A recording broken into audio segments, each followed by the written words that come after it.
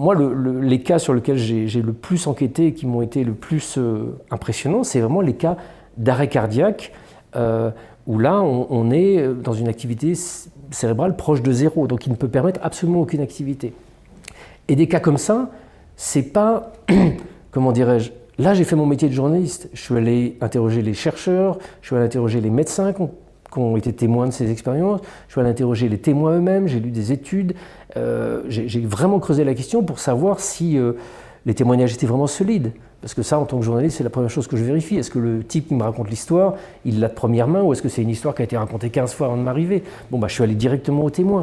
Est-ce que les choses qui ont été rapportées par le témoin sont vraiment avérées? Est-ce que quand il dit être sorti de son corps et avoir vu telle chose dans le bloc opératoire, est-ce que c'est vraiment ce qui s'est passé? Est-ce que, je vous prends un exemple, un de mes amis est un des pionniers de la recherche sur les expériences de mort imminente, c'est un psychiatre américain qui s'appelle Bruce Greyson.